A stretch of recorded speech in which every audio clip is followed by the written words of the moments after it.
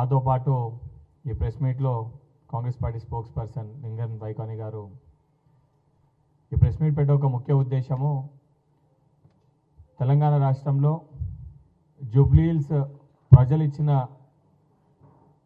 రిజల్ట్కి mind దొబ్బి ఏం మాట్లాడుతుండో అర్థం కాకుండా BRS party working president Sircilla శాసనసభ్యుడు మాజీ మంత్రి కల్వకుంట్ల తారక రామారావు నోటికి వచ్చినట్టు ఒక పులికేసి లెక్క మాట్లాడుతున్నట్టు చాలా స్పష్టంగా కనబడుతుంది.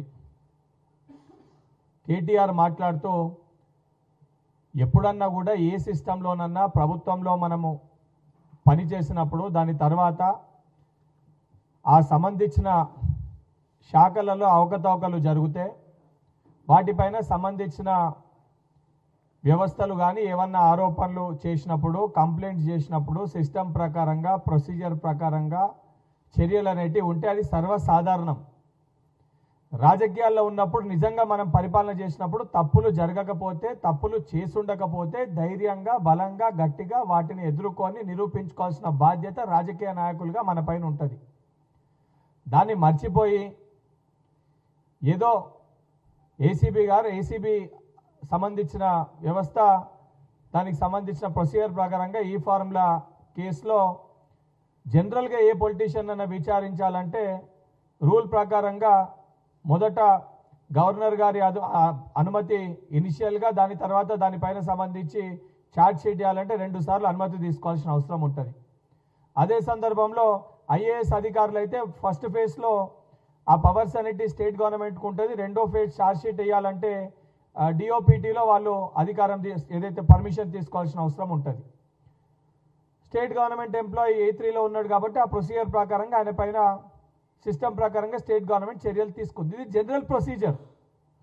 ఎవరిపైన కూడా తప్పు చేసినప్పుడు ఈ సిస్టమ్ ప్రకారంగా ఆ వ్యవస్థలు ఏదైతే చట్ట ప్రకారంగా చర్యలు అనేటివి తీసుకుంటారు.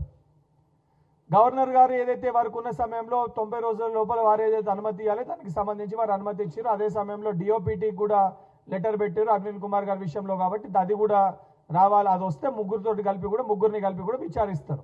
ఇది జనరల్ ప్రొసీజర్. నీపైన ఈ ఫార్ములా కేసు ఏదో రాగానే బయటికి రాగానే ముఖ్యమంత్రి రేవంత్ రెడ్డి గారికి నన్ను అరెస్ట్ చేసే దమ్ముందా? అరే బాబు, రేవంత్ రెడ్డి గారికి దమ్మెంతుంది, వారి ధైర్యం ఏందో నిన్ను ప్రగతి భవన్కి వెళ్ళి నిన్ను మీ అయ్యని మెడల్ పట్టి బయటికి నెట్టేసినప్పుడే మీకు అర్థం కావాలి. ఆల్రెడీ రేవంత్ రెడ్డి గారు దమ్మేందో ధైర్యం ఏందో వారు ప్రూవ్ చేశారు. తెలంగాణ రాష్ట్ర ప్రజలు కూడా దానికి తగిన మీ యొక్క అహంకారానికి తగిన గుణపాఠాన్ని మీకు నేర్పించారు. గుణపాఠం నేర్పించినాక కూడా ఇంకా సిగ్గు లేకుండా నోటికి వచ్చినట్టు దమ్ము ధైర్యాల గురించి మాట్లాడుతున్నావు. ముందు నిజంగా నీకు సిగ్గుంటే జూబ్లీ హిల్స్ ఉప ఎన్నికల్లో బీఆర్ఎస్ పార్టీ ఘోరంగా ఓడిపోయింది.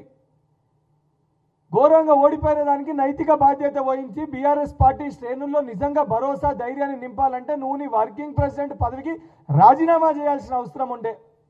దాన్ని పక్కన పెట్టి ఈ ఫార్ములా కార్ రేసు రాగానే ఏదో జరగంది నువ్వు చెయ్యకూడదు సిస్టంలో లేనిదేదో నీపైనే చర్యలు తీసుకుంటున్నట్టు, ఏదో నిన్ను జైల్లో పెట్టనీకి జైల్లో రేవంత్ రెడ్డి గారు ఆ ముఖ్యమంత్రి గారు జైల్లో పెట్టారు నిన్ను.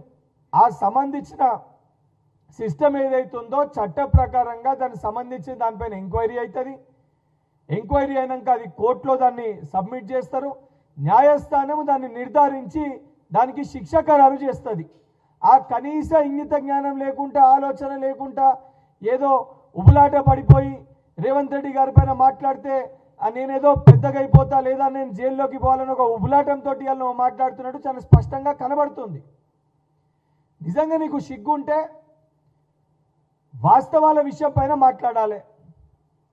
నువ్వే చెప్పినావు జూబ్లీ హిల్స్ ఉప ఎన్నికల్లో కాంగ్రెస్ పార్టీ పరిస్థితి ఏందో అర్థమైపోతుంది, ఇది కాంగ్రెస్ పార్టీ రిఫరెండంగా భావించాలి, ఆడ ప్రజలు తీర్పిచ్చిన దానిపైన నిర్ధారించుంటుంది ఎవరు కరెక్టో కాదో అని చెప్పి నువ్వే మాట్లాడినావు. ఎన్నికల ముందు ప్రజలు రిఫరెండం ఇచ్చిర్రు, కారుకి బుల్డోజర్కి మధ్యలో ఎన్నిక అన్నావు. నువ్వు చెప్పిన మాటల్ని ప్రజలు నేలకేసి కొట్టిండ్రు. నీ కారు 4 టైర్లను ఊడవీకి బోర్రబకలేసి కిందేసి కారుని ఉల్టా పడేసిర్రు. అయినా కూడా సిగ్గు రాకుండా అనవసరంగా పల్కిమాలిన మాటలు మాట్లాడుతూ ఈరోజు నువ్వు మాట్లాడే మాటలన్నీ కూడా భయంతో లేదా నువ్వు తప్పుని అంగీకరించి ఎక్కడ రేపు పొద్దున మళ్ళీ నువ్వు దానికి లోపల పోతే కారణాలు ఎత్తుక్కుంటున్నట్టు ప్రజలు ఈరోజు భావిస్తుండ్రు. నువ్వు సత్యహరిశ్చంద్రుని లెక్క సత్యపూస లెక్క నువ్వు మాట్లాడుతున్నావు. ఇదే నీకు ఎగ్జాంపుల్సే కావాలంటే ఇదే నీ సిరిసిల్ల నియోజకవర్గంలో సిరిసిల్ల జిల్లాలో నాంపల్లిలో నీ బీఆర్ఎస్ పార్టీకి సంబంధించిన మీ టౌన్ అధ్యక్షుడు అదేవిధంగా మీ జిల్లా అధ్యక్షునితో కలిసి ఆ జిల్లాలో నాంపల్లి విలేజ్లో సర్వే నెంబర్ 470, 485, 486, 487, 49 ఈ 5 సర్వే నెంబర్ల సుమారు 20 ఎకరాల భూమి 55 కోట్ల విలువ చేసిన భూమిని ఆ రోజు నువ్వు కేవలం నీకు చిన్న ఎగ్జాంపుల్ చెప్తున్నా, నీ కాన్స్టిట్యున్సీ నీ జిల్లా పరిధిలో మీ బీఆర్ఎస్ పార్టీ టౌన్ అధ్యక్షుడు మీ జిల్లా అధ్యక్షుడు నువ్వు కలిసి 20 ఎకరాలు 55 కోట్ల విలువ చేసే భూమిని కాజేసే ప్రయత్నం చేసినావు. నాంపల్లి విలేజ్ వేములవాడ నియోజకవర్గానికి పరిధిలో వస్తుంది. దానితో పాటు అక్కడ ఉన్న మీ జిల్లా అధ్యక్షుడు ఒకరి పైన కేసు బుక్ కాకముందే గవర్నమెంట్ భూమిని ఆక్రమిస్తే criminal petition number 1262 of 2025 case book కాకముందే నీ ముఖ్య అనుచరుడు యాంటిసిపేటరీ బెయిల్ తెచ్చుకుంటాడు. కేసు బుక్ కాకముందే గవర్నమెంట్ భూమిని ఆక్రమిస్తారు. ఆ విషయము బయటికి వస్తుంది లోపల పోతుందని తెలిసి ముందే యాంటిసిపేటరీ బెయిల్ తెచ్చుకుంటాడు. అంటే నీకు చిన్న ఉదాహరణ చెప్తున్నా, 10 ఏళ్ళు మీరు అధికారంలో ఉన్నప్పుడు ఎంత అడ్డగోలుగా తెలంగాణ రాష్ట్రంలో ఉన్న ప్రభుత్వ ఖజానాన్ని మీరు లూటీ చేసి అనే దానికి ఇది ఒక చిన్న ఉదాహరణ. నువ్వు లై డిటెక్టర్ టెస్ట్ అని అంటున్నావు. అరే బాబు, ఎక్కడన్నా తప్పు జరిగితే దానికి లై డిటెక్టర్ టెస్ట్ చేసి ప్రూవ్ చేస్తారా, లేదా దానికి సంబంధించి ఎంక్వైరీ చేసి దానికి ఛార్జ్ షీట్ వేసి దానిపైన న్యాయస్థానంలో ప్రూవ్ చేస్తారా? డ్రగ్స్ తీసుకుంటున్నావు, వైట్ ఛాలెంజ్ టెస్ట్కి రారా బాబు అని అంటే 10 ఏళ్ళు మేము మొత్తుకున్నాము. ఆ రోజు డ్రగ్ టెస్ట్కి వచ్చే సోయి నీకు లేకుండే, బయటికి వచ్చి నిరూపించుకున్నామనే ఆలోచన నీకు లేకుండే. ఈరోజు ఏదో నువ్వు బయటికి వచ్చి లై డిటెక్టర్ టెస్ట్కి నేను సిద్ధమని అంటున్నావు. నిజంగా నువ్వు సిద్ధమైతే ప్రెస్ మీట్ పెట్టి నేను 100% ఈ కేసులో ఎవరు నన్ను విచారణకి పిలిచినా సంపూర్ణంగా నేను ఆ విచారణకి సహకరిస్తాను. నేను ఎటువంటి తప్పు చేయలేదు, 100% నేను న్యాయస్థానంలో నన్ను నేను ప్రూవ్ చేసుకుంటా అనే విషయాన్ని నువ్వు చెప్పాలి. అది చెప్పకుండా ముందే తప్పుని అంగీకరించినట్టు బయటనేమో మొదట్లో ఈ విషయం బయటికి రాగానే నేనే చెప్పిన అధికారులకి ఈ ఫార్ములా ఈ కార్ రేసింగ్లో సంపూర్ణ బాధ్యుడిని నేనే, నా ఆదేశాల మేరకే అధికారులు చేసిర్రని చెప్పి బయట ప్రెస్ మీట్లో మాట్లాడుతావు. లోపల పోయినప్పుడు న్యాయస్థానంలో ఏం చెప్తావు? నాకేం సంబంధము, సంబంధించిన అధికారులు ఏదన్నా చేస్తే అధికారులు చూసుకోవాలి, అది కరెక్టో రాంగో, ప్రొసీజర్ ల్యాబ్స్కి నాకేం సంబంధం అని లోపల ఒక మాట చెప్తావు. అరే నీకే సోయి లేకుండా ప్రజలకు ఒక మాట చెప్తున్నావు, బయట లోపల పోయి ఇంకొక మాట చెప్తున్నావు.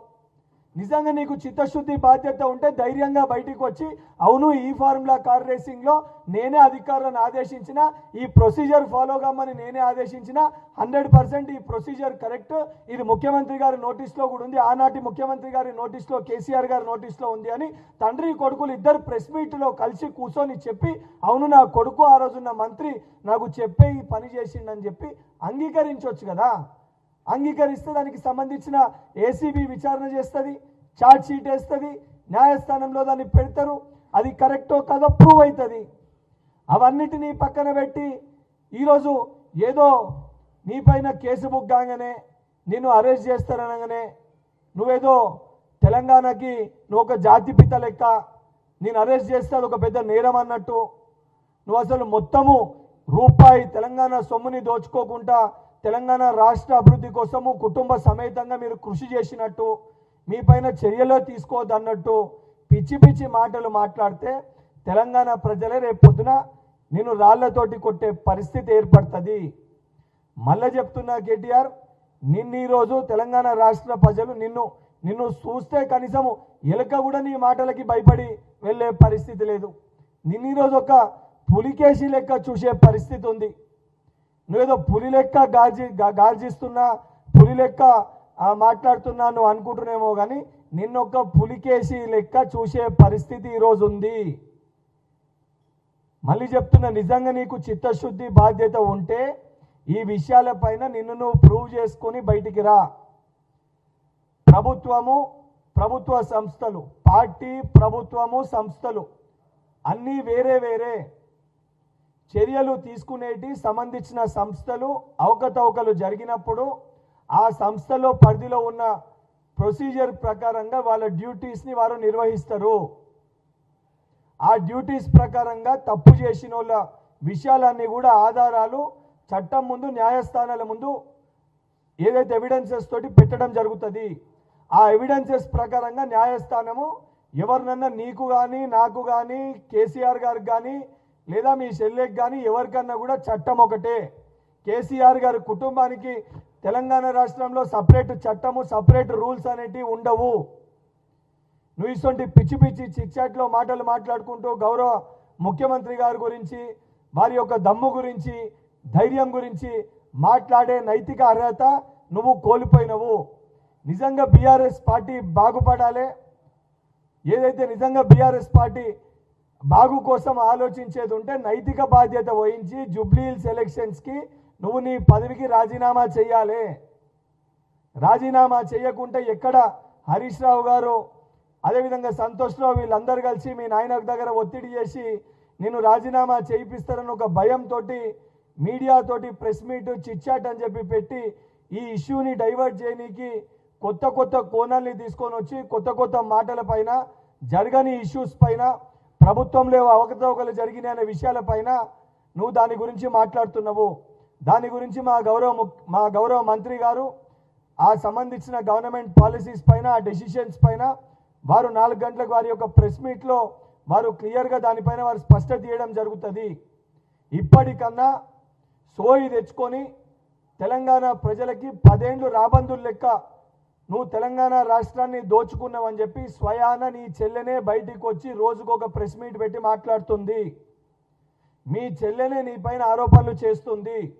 ఫస్ట్ మీ కుటుంబానికి సంబంధించి మీ చెల్లె చేసే ఆరోపణలకి తెలంగాణ ప్రజలకి వాటికి సమాధానం చెప్పాల్సిన బాధ్యత నీ పైన, నీ బావ పైన ఉంది.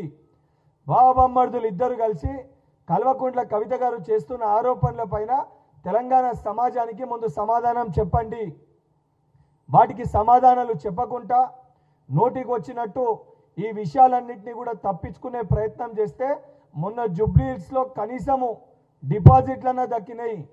రాబోయే ఎన్నికల్లో లోకల్ బాడీ ఎలక్షన్స్లో కానీ ఏదైతే ఇంకా ఉబలాట పడుతున్నావు, ఇంకా ఉప ఎన్నికలు వస్తాయని, ఒక ఉప ఎన్నికల్లో ప్రజలు దెబ్బ కొడితేనే నీ కళ్ళు బయర్లు గమ్మి ఇప్పటివరకు నువ్వు దాంట్లోకి వెళ్ళి తేలుకోలేకపోతున్నావు. నిజంగా నీ ఉత్సాహం చూస్తుంటే నిజంగా రేపు పొద్దున మరి ఇంకో 2 ఉప ఎన్నికలు వస్తే మరి నువ్వు తట్టుకొని నిలబడతావా, మళ్ళీ తిరిగి అమెరికాకి పారిపోతావా, అది రానున్న రోజులే నిర్ణయిస్తాయి. తెలంగాణ ప్రజలందరూ కూడా కాంగ్రెస్ పార్టీ పరిపాలన పైన సంతోషంగా ఉన్నారు. దానికి నిలువెత్తు ఉదాహరణ, నిలువెత్తు మొన్న జూబ్లీహిల్స్ రిజల్ట్సే దానికి ఉదాహరణ.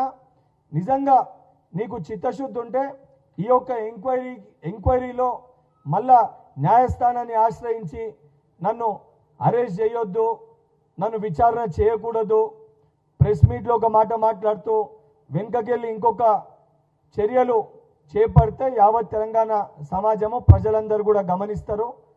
కేటీఆర్ మరొకసారి చెప్తున్న, రేవంత్ రెడ్డి గారి గురించి, ప్రజాప్రభుత్వం గురించి మాట్లాడే అర్హత నీకు లేదు. నిజంగా మాట్లాడాలి, చర్చనే జరపాలనుకుంటే పోయి మీ నాయన గారిని ఒప్పించి ప్రధాన ప్రతిపక్ష నాయకుడు కేసీఆర్ గారిని నెక్స్ట్ జరగబోయే అసెంబ్లీ సమావేశాలకి తీసుకురా. మా 2 ఏళ్ల పరిపాలన గురించి, మీ 10 ఏళ్ల అవకతవకల గురించి మీకు కావాల్సిన సమాధానాలన్నీ కూడా అసెంబ్లీ సాక్షిగా కేసీఆర్, నువ్వు తండ్రి కొడుకులు ఇద్దరు కూడా తెలంగాణ సమాజం అందరూ కూడా చూస్తుండగా అన్నిటి గురించి కూడా మాట్లాడడానికి ప్రజాప్రభుత్వం, మా గౌరవ ముఖ్యమంత్రి గారు, మా మంత్రులు, మా ఎమ్మెల్యేలు, మా ఎమ్మెల్సీలు అందరం కూడా మేము సిద్ధంగా ఉన్నాము.